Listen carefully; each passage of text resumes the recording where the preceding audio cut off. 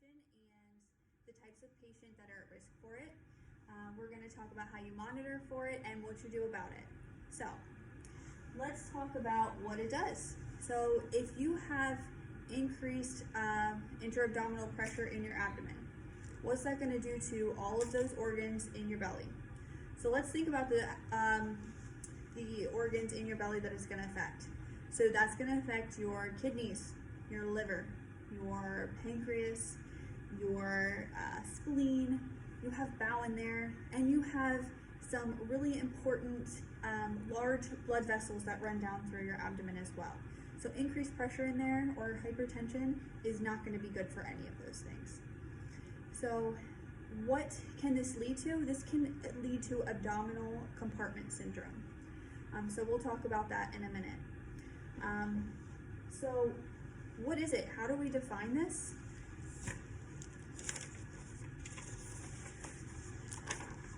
So we grade it into 4 different categories. And when we talk about this, if you just get one reading, and we'll talk about how you monitor that as well later, but if you just get one reading, we don't really classify it then. It has to be repeated or sustained increased readings for you to really call it hypertension. So we grade it from 1 to 4. Normal is 5 to 10. And when it's greater than 25, then that's when we consider it abdominal compartment syndrome, okay? When it starts to get above 15, that's when we start to worry, okay?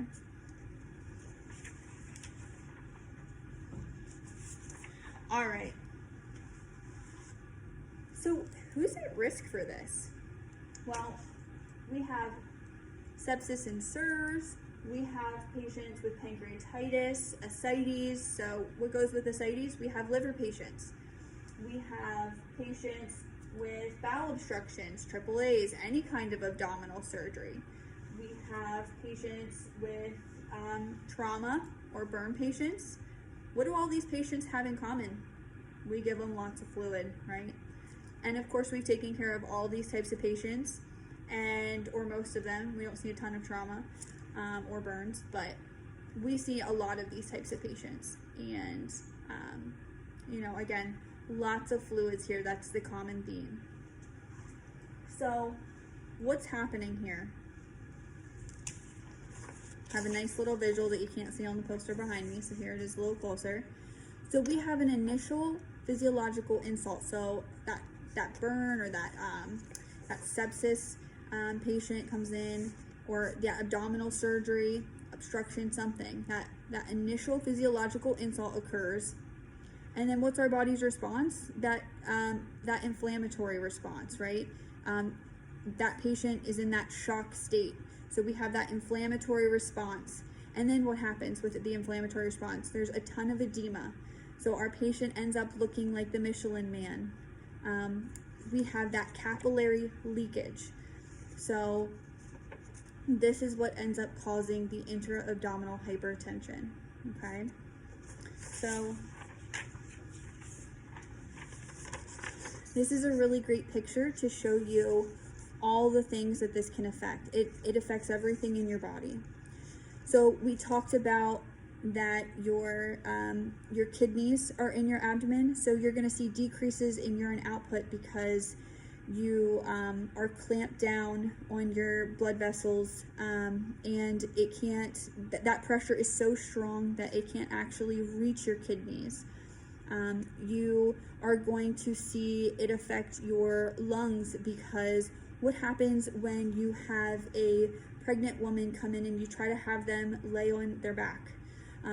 They aren't able to do that because their IVC, their inferior vena cava, they can't get that blood return. Not that has to do with the lungs, because I just switched gears on you, but now that we went there, let's go there. So their inferior vena cava, they can't get blood return back up.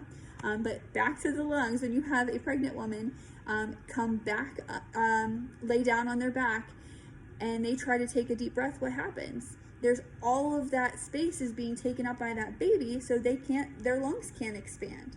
So they end up taking these shallow breaths, and they can't breathe properly. So these patients end up taking shallow breaths. They become hypoxic, hypercapnic from that. And because they have this increased intra-abdominal pressure, they end up getting increased pressure in their thoracic cavity as well. They also have reduced cardiac output, as I started to go into, because they aren't able to get the blood return back up to their heart because the pressure is pressing on their inferior vena cava. And then they also are having pressure on their aorta as well. So they can't get the blood pumped back out. So what happens to their preload and their afterload? So the preload goes down and the afterload goes up, right? Because we can't get the blood back to the heart, and then we can't get the blood out, so the vascular resistance goes up.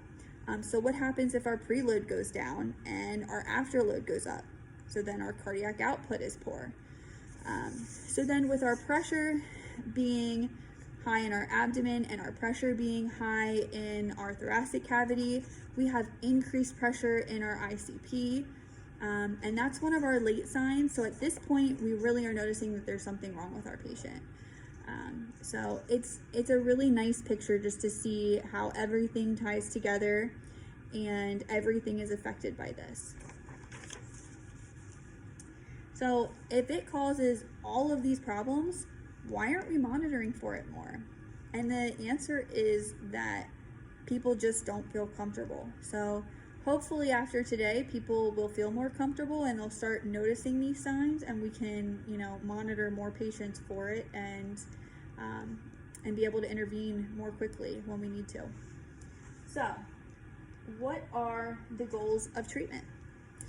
Remove fluid, and that can be if it's a patient with ascites and the ascites is what's causing that increase in pressure.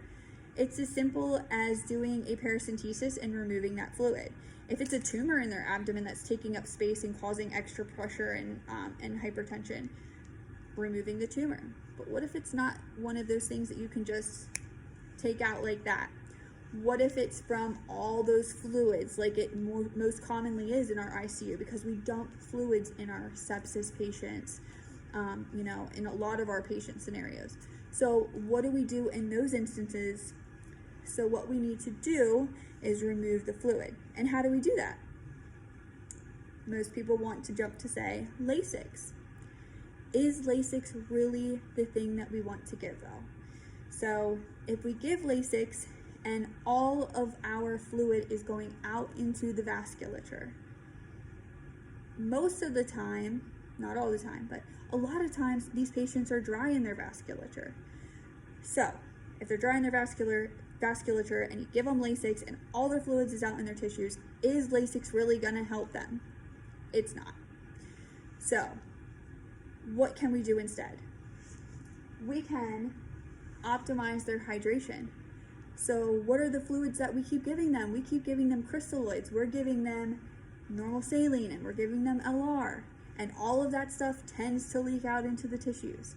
So instead, we can give them hypertonic fluids, which would be things like D5 half normal or D5 LR, and those would help pull some of those fluids back into the vasculature and improve our situation.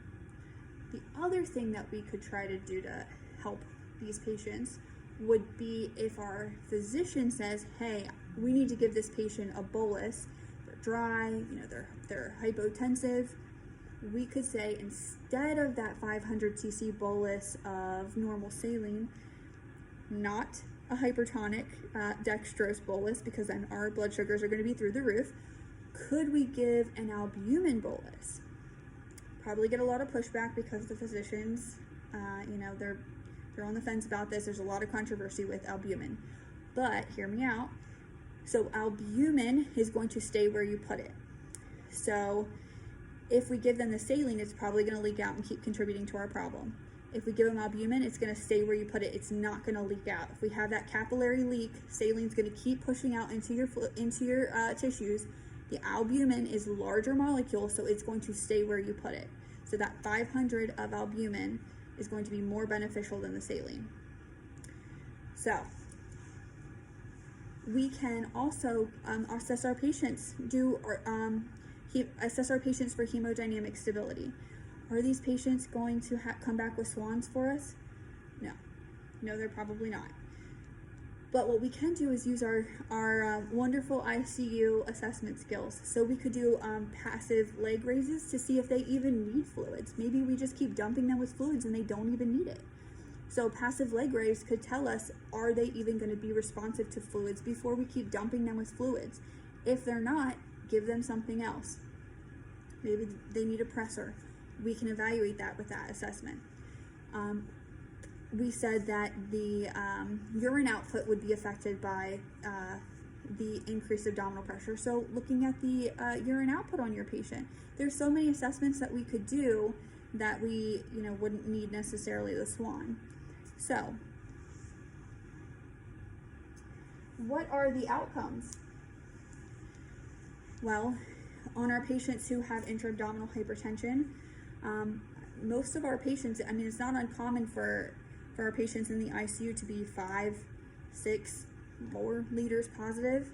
So what does that end up leading to? So that ends up leading to mild to moderate intra-abdominal hypertension, which ends up increasing their length of stay, and that ends up leading to increased morbidity and mortality rates. So again, why don't we monitor for it? Because we're not comfortable. So let's talk about how we monitor for it.